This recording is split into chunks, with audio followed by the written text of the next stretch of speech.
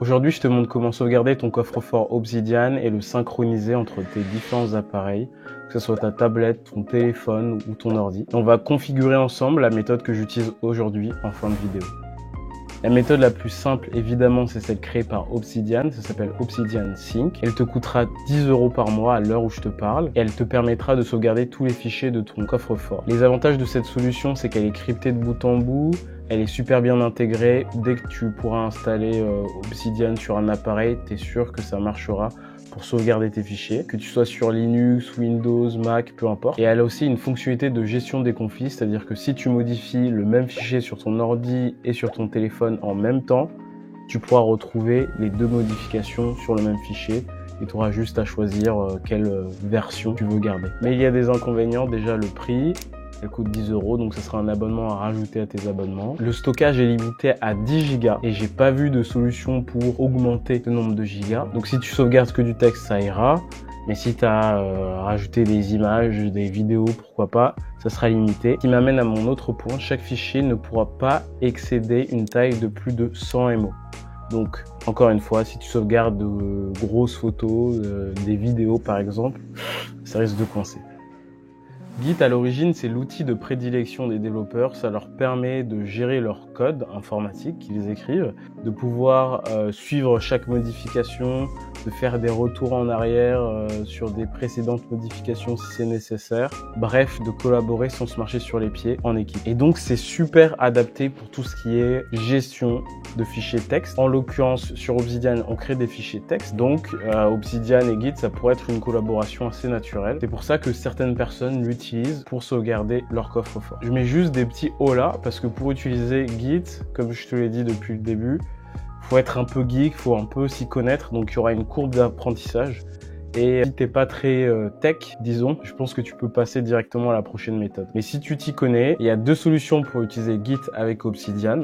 La première, c'est d'installer Git sur tous tes appareils et de faire tes sauvegardes vraiment manuellement. Donc sur l'ordi, que ce soit un Mac, un Windows, peu importe, t'auras qu'à ouvrir ton terminal et faire tes petites commandes Git pour sauvegarder ton coffre-fort. Sur l'univers d'Apple, iPhone, iPad, etc., tu peux installer l'application Working Copy qui te permettra de faire ça. Et sur Android, il y a plein d'applications comme Termux ou Tasker qui te permettront d'avoir un invité de commande et de faire tes petites sauvegardes. La deuxième solution pour utiliser Git avec Obsidian, c'est d'aller dans les plugins sur Obsidian et d'installer un plugin Git dédié. Et tu n'auras plus qu'à installer ce plugin sur tous tes appareils, ce sera juste un petit peu plus facile que la solution précédente. L'avantage d'utiliser Git, c'est que c'est fait pour sauvegarder des fichiers, revenir dans des versions ultérieures, etc. etc. Tu auras une super gestion des conflits, encore une fois. Si tu modifies le même fichier sur deux appareils différents en même temps, c'est peu probable que ça arrive, mais je cite quand même. Hello, c'est Didier après le montage. J'ai juste de dire que la problématique des conflits apparaît que si tes appareils sont connectés en même temps, c'est faux. En fait, ça arrive aussi si tes appareils ne sont pas connectés à Internet en même temps. Imaginons que tu sois sur ton téléphone, pas connecté à Internet, et qu'à la ligne 4, tu dises « je mange des pommes », et qu'après, tu ailles sur ton ordinateur. À la ligne 4 aussi, t'écris cette fois-ci « je mange des pâtes ». Bah, même si ton ordinateur, par exemple, est connecté à Internet, quand ton téléphone mobile va se connecter à Internet, le logiciel va devoir choisir, en fait, à la ligne 4, j'écris « je mange des pommes » ou « je mange des pâtes ». Et c'est pour ça que pour pallier à cette problématique-là, soit les logiciels font en sorte qu'il y ait une instantanéité dans la connexion, si tu veux, et que dès que tu écrives « je mange », ça synchronise direct ce que tu viens d'écrire. Sinon, la deuxième solution, c'est que si tes appareils sont pas forcément connectés en même temps, on voit pas forcément ton fichier en même temps, bref, qu'il y ait une gestion des conflits, je me répète, mais c'est ce que fait Git, et que le logiciel t'indique, ok, bah en fait, sur ton téléphone, t'as écrit je mange des pommes, sur ton ordi, t'as dit je mange des pâtes, à la même ligne, qu'est-ce qu'on fait, qu'est-ce que tu choisis, est-ce que tu supprimes l'un, est-ce que tu gardes les deux, voilà, c'est ça un peu ça. Et donc moi, dans la solution que j'utilise aujourd'hui avec Obsidian pour sauvegarder mes fichiers, je pars du principe que dès que je fais une modification, bah je synchronise mes fichiers, comme ça j'ai pas cette problématique d'arriver sur mon ordi ou de retourner sur mon téléphone et de voir qu'il n'y a pas exactement ce que je voulais qu'il soit écrit. Voilà, j'espère que c'était un peu plus clair. Je te laisse avec la suite de la vidéo. Ciao.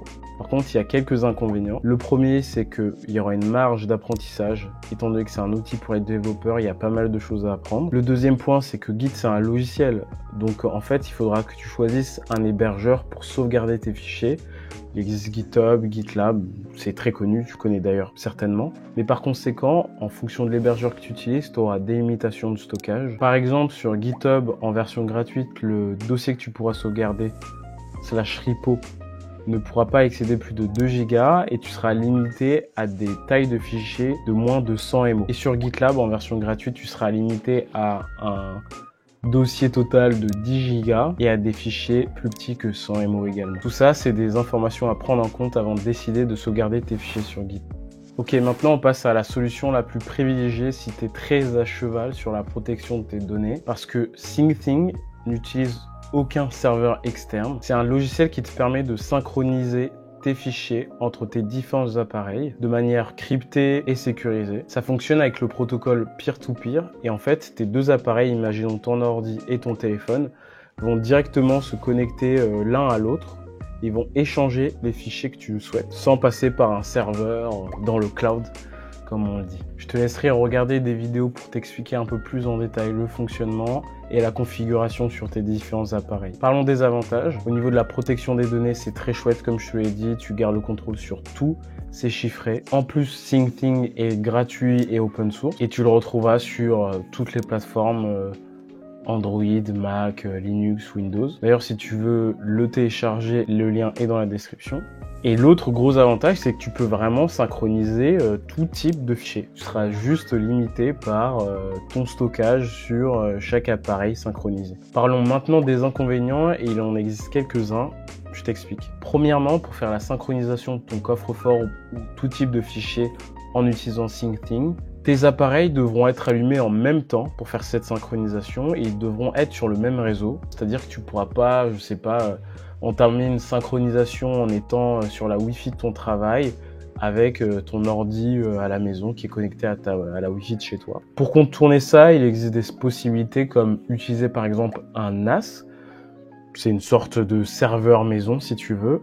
Et ce serveur fera l'intermédiaire entre tous tes appareils, donc ils n'auront pas besoin d'être connectés en même temps. Quand tu utiliseras ton téléphone, tu entameras une synchronisation avec le NAS. Une fois que la synchronisation sera faite et que tu iras sur ton ordi demandera au NAS de lui transmettre les derniers fichiers à jour. L'autre avantage d'utiliser un NAS, c'est qu'une fois configuré et forcément allumé, tu pourras accéder à tes fichiers depuis ton travail, depuis tes vacances, même si tu n'es pas à la maison. L'autre désavantage assez fâcheux, c'est qu'il n'existe pas d'application officielle SyncThing sur iOS à cause de limitations techniques dues à Apple qui rendent compliquée la synchronisation en arrière-plan des applications. Cependant, il existe des applications tierces développées par d'autres personnes que SyncThing. Si tu veux explorer cette solution, je te mettrai un lien dans la description. La solution qui suit, c'est l'une de mes préférées, je l'ai utilisée longtemps. C'est tout simplement utiliser un cloud. iCloud, Google Drive, Dropbox, OneDrive, etc. etc. Si tu es très à cheval sur la protection des données, parce que beaucoup utilisent Obsidian pour ça, tu dois te tirer les cheveux. Désolé, sinon, tu peux rester, je t'explique. Donc déjà, si tu utilises iCloud et un appareil Apple, c'est très cool parce que tu auras un petit bouton pour activer la sauvegarde sur iCloud. Le seul inconvénient, c'est que tu devras, à la création de ton coffre-fort Vault, activer cette option. Donc si tu l'as pas activé en amont, ça risque de coincer, mais rien ne t'empêche de créer un autre Vault, de transférer tes fichiers, etc. À chaque fois, j'ai envie de dire Vault au lieu de coffre-fort, c'est fou. Et bon, pour tous les autres, peu importe l'appareil que vous utilisez ou le cloud que vous utilisez, il y a plein d'applications pour sauvegarder vos données sur le cloud de votre choix. Vous pouvez installer l'application officielle Google Drive, Dropbox sur votre Windows, sur votre Linux, sur votre Mac, peu importe, et sauvegarder les fichiers grâce à cette application officielle-là. Ça fera très bien l'affaire. Par contre, si vous êtes sur téléphone ou tablette, vous serez peut-être obligé d'utiliser une application non officielle, tierce.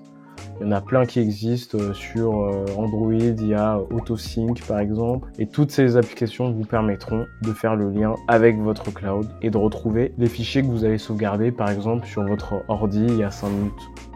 Maintenant, on va parler de ma méthode préférée. Pour l'occasion, j'ai une nouvelle coupe de cheveux. J'ai essayé de faire un nouveau setup de lumière. Je sais pas si c'est trop sombre. C'est un truc que je vais améliorer au fur et à mesure. Maintenant, je te partage mon écran tout de suite. Ok, alors on va tout d'abord créer un nouveau coffre-fort. Pour l'occasion, je vais le nommer vidéo YouTube.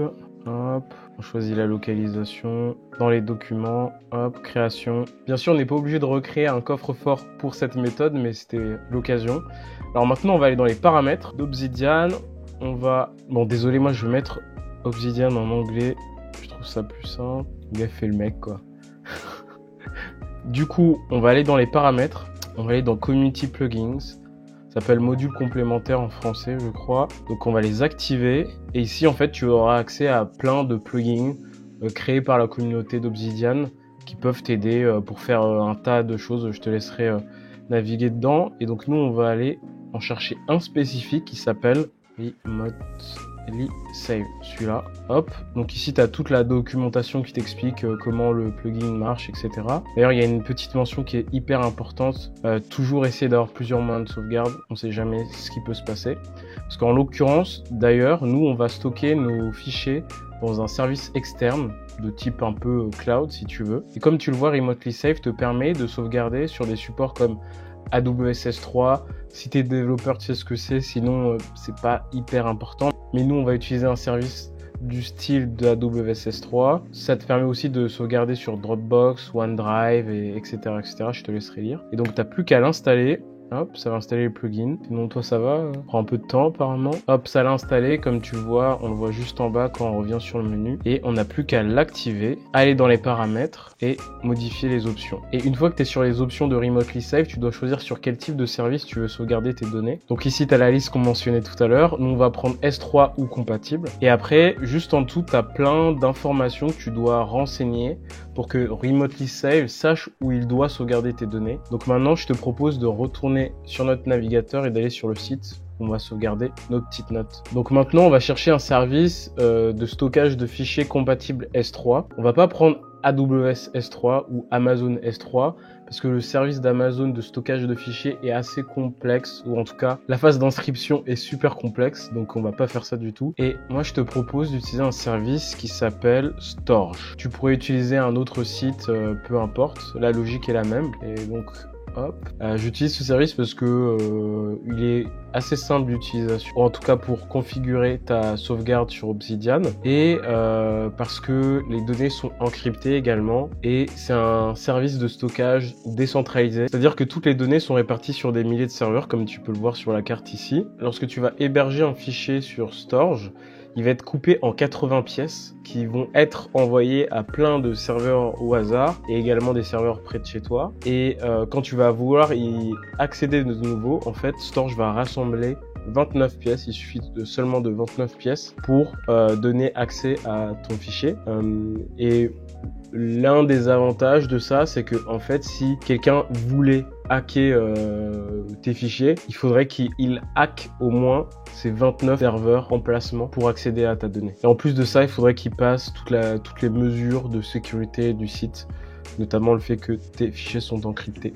Donc nous, on va s'enregistrer. C'est hyper simple. Tu vas dans Singing, tout en haut. Hop, hop, hop. J'allais oublier un truc. Avant de s'inscrire, on va aller regarder le prix. Parce que ça, c'est un truc qui t'intéresse, j'imagine. Donc, comme tu le vois, en version gratuite, t'as 25 Go. Et si t'as besoin de stocker plus de fichiers, le prix par mois à payer est relativement bas. Donc ça, c'est l'un des avantages. Et l'autre avantage, c'est qu'avec cette solution, donc Remotely plus Storj ou un autre service, tu pourras stocker vraiment tout type de fichiers, que ce soit des vidéos, des PDF, le dernier film de vacances de tes parents, etc., etc.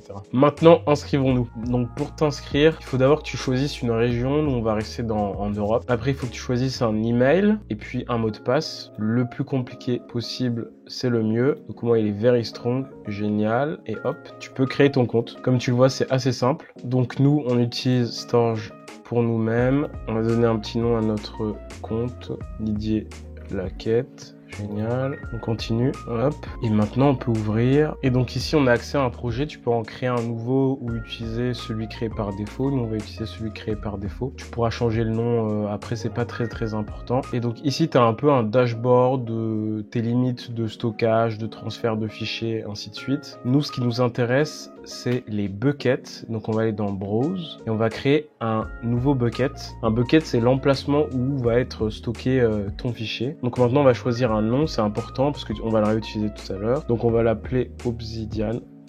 Et donc quand tu as commencé à créer un bucket, on va te demander une passphrase.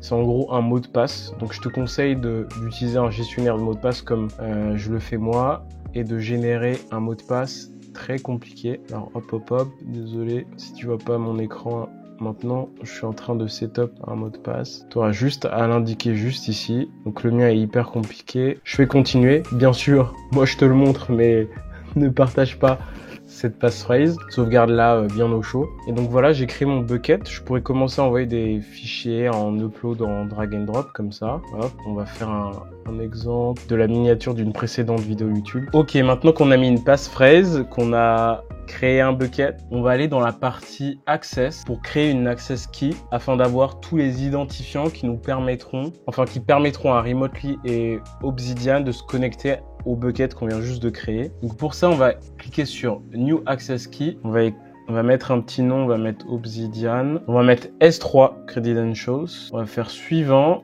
Ici, on va donner des permissions. Donc, nous, on va dire Obsidian/Remotely peut lire, écrire, lister et supprimer des fichiers. Et on va donner accès au seul bucket qu'on a créé, Obsidian YouTube. Et on va mettre une date d'expiration de ces clés d'identifiant à jamais. Voilà. Et là, moi, il me demande de rentrer la passphrase que j'ai créée tout à l'heure. Et toi, tu n'auras sûrement pas besoin si tu l'as fait rapidement. Et donc maintenant, tu fais suivant.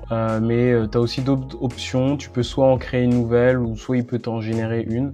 Comme je te l'ai dit, il faut vraiment que tu retiennes ce mot de passe-là, cette passphrase-là. Et maintenant, tu as un petit récap. Tu fais créer access. Et c'est maintenant que tout se joue. Là, tu as pas mal d'informations qui, quand tu regardes un peu, correspondent aux informations qu'on a sur le côté, là, dans les options de Remotely. Mais ces informations vont être affichées qu'une seule fois. Donc moi, ce que je te conseille, c'est de les télécharger et de les sauvegarder dans un endroit sûr, parce que c'est ça qui va donner accès à tes fichiers. Si quelqu'un obtient ces informations, il pourra accéder à tes fichiers. Donc, moi, pour l'exemple, je vais juste vite fait copier-coller, mais ne fais pas ce que je fais actuellement. Donc, j'ai Obsidian sur le côté. On va copier-coller le endpoint que Storj vient de nous donner.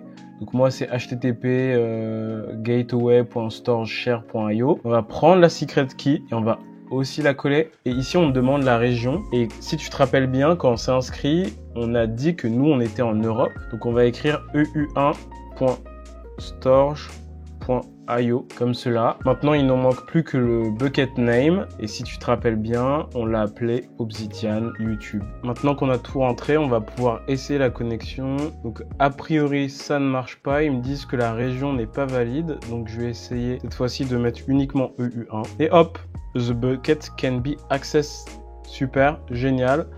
Maintenant, c'est configuré. Je te laisserai voir toutes les autres options de ce plugin, mais il y en a une que je voulais te montrer. La première, c'est le fait que tu peux demander au plugin de sauvegarder régulièrement les fichiers que tu crées. C'est l'option juste ici, donc toutes les 1 minute, 5 minutes, 10 minutes, 30 minutes, pourquoi pas. Et tu peux aussi lui demander de faire une sauvegarde quand Obsidian va se démarrer, quand tu vas commencer à utiliser l'application. Donc moi, je vais mettre oui.